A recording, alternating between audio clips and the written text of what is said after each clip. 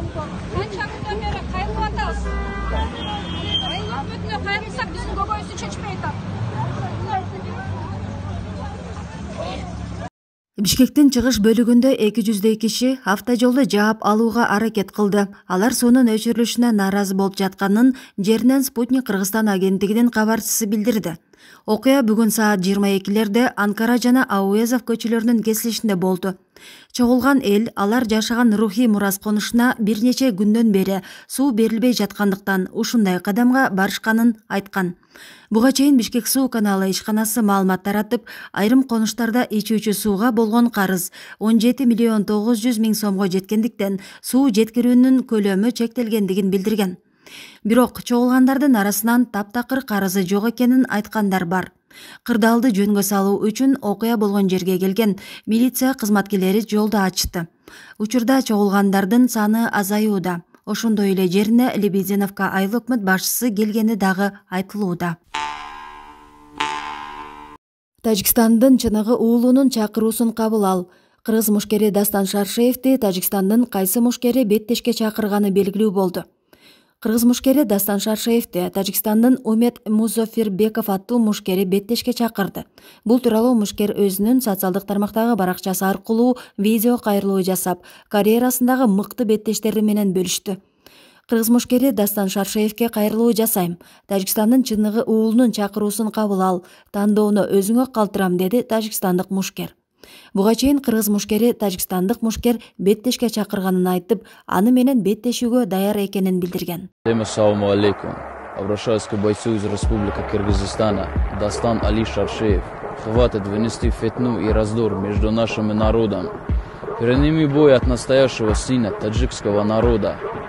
Выбор оставлю за тобой, Амир Сила.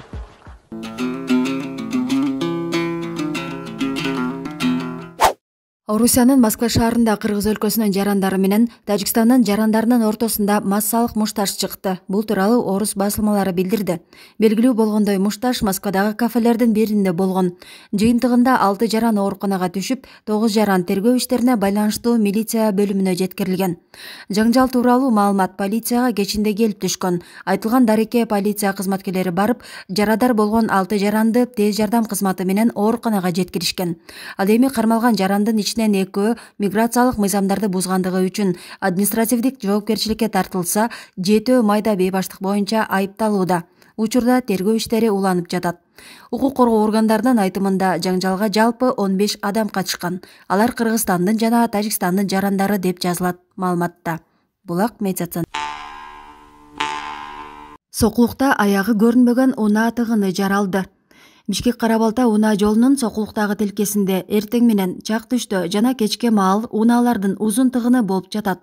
Жергиликтүү тургундардын айтымында унаалардын тыгыны мурдагыдан да узун жана көпкө созулуп жатат. Сокулукта Бишкек Карабалта унаа жолу жаз алып жатканына байланыштуу тыгын көбөйдү. Тыгын эртең менен башталды. Учурда андан дагы күч алды. Айрым айдоочулар Сокулук, Крупская, Гавриловка айылдарын аралап кетип жатышат дешти алар. Сокулук районунун акими Аманкан Кенжебаев мындай көрүнүш июнь айына чейин болоорун жана жашоочуларды сабырдуулукка чакыраарын айтты. Булак турмуш. УКМК кармалганын четке каккан. Кыргыз темир жолу мамлекеттик ишканасынын мурдагы директору Василий Дашков үй камагына чыгарылды. Бул тууралуу 1-май райондук сотунун маалымат кызматынан билдиришти. Маалыматка караганда мындай чечим кечээ 18 майда кабыл алынган. Анда башкы прокуратуранын улук прокурору Дашковду үй камагына чыгаруу тууралуу сотко өтүнүч келтирип, ал канааттандырылган. Ага ылайык Дашков 18 июлга чейин үй камагында болот.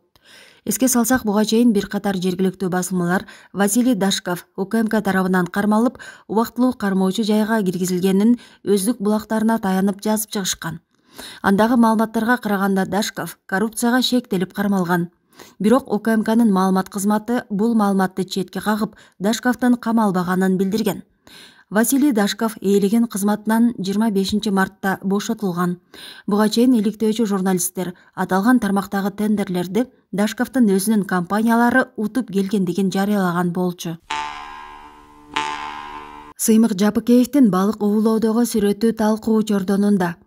Ысык Көл облусунун мурдагы прокурору Сыймык Жапыкеев социалдык тармактагы баракчасына балык оолоодо жүргөн сүрөтүн жарыялап, балык оолоо балык кармоо үчүн эмес, жан дүйнөнү тынчтандыруу үчүн барышат деп билдирүү жазган.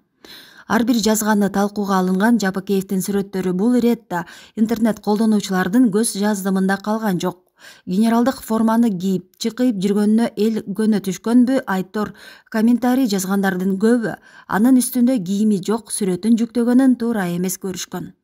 Жапыкеев болсо талаа түстө үстүңкү кийими жок жүрө берсе боло тургандыгын жазып калтырган. Акылбек Жапаровдун ордуна жубайы Атамбаевге жооп кайтарды. Акылбек Жапаровдун жубайы Сейит Атамбаевдин Жапаровду айыптаган сөздөрүнө жооп берди. Бул тууралуу ал Instagram баракчасына жазды. Анын айтымында Акылбек Жапаров Атамбаевге окшоп фабрикаларды саткан эмес.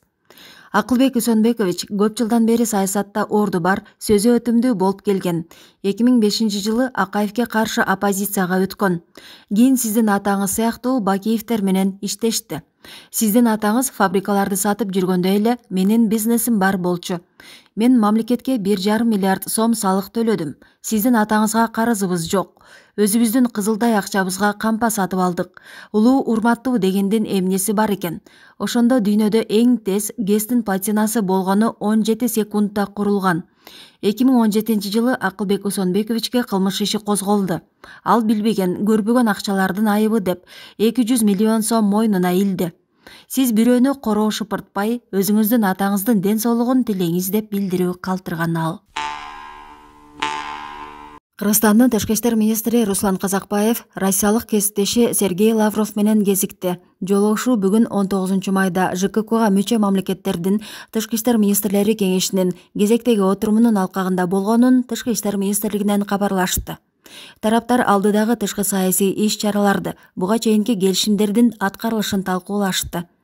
Кыргыз-Россия кызматташтыгынын актуалдуу маселелери жана аймактагы кырдаал боюнча ой-пикирлер айтылды.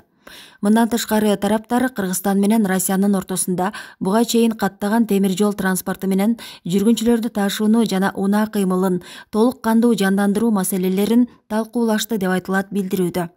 Россиянын тышкы иштер министрлигинин башчысы Кыргыз-Тажик мамлекеттик чек арасындагы чыр-чатакты жөнгө салуу боюнча Кыргызстандын аракеттерин кубаттап, чек араны делимитациялоо жана демаркациялоо боюнча сүйлөшүү процессин улантуу зарыл экенин белгиледи. Эске салсак, ЖККга мүчө мамлекеттердин тышкы иштер министрлери кеңешинин кезектеги жыйыны Тажикстанда өттү. Жарабай калган вакциналардын болжолдуу баасы 840 000 сомду түзөт. Бишкек шаарындагы номер 2 үй бүлөлүк медицина борборунда коронавируска каршы вакцина сакталган муздаткыч өчүрүлүп, жарабай калган Спутник V вакцинасынын болжолдуу баасы 840 000 сомду түзөт. Бул тууралуу Говоритова агенттигине Бишкек шаарынын вице-мэри Виктория Мазгачева билдирди. Анын айтымында бул чыгымды ким көтөрөөрүн Саламаттык сактоо министрлиги иликтеп, териштирип ордун толтуруу аракетин көрөт. Окуя апрелдин аягында болгон. Вакцинанын ошол партиясы азыр эсептен чыгарылган. Элди эмдөөгө колдонулган жок. Текшерүүнүн жыйынтыгында үй бүлөлүк медицина борборунун директоруна, анын орун басарына жана эмдөө бөлүмүнүн 3 кызматкерине карата административдик чара көрүлгөн. Дагы да тиешелүү териштирүүлөрдү министрлик жүргүзүп жыйынтык чыгарат. Себеби жогорку орган катары жоопкерчилик алат. Ал кошумчалагандай, муздаткычтагы бардык 994 дана доза эсептен чыкты. Белгилүү болгондой, Бишкек шаарына жалпы жонунан Спутник V вакцинасынын 6800 дозасы бөлүнгөн. Кыргызстан Кытай бекер берген 150 000 доза вакцинаны алып келе албай жатат. Кыргызстан коңшу Кытай бере турган 150 000 доза Sinopharm вакцинасын алып келүүгө акча издеп жатат.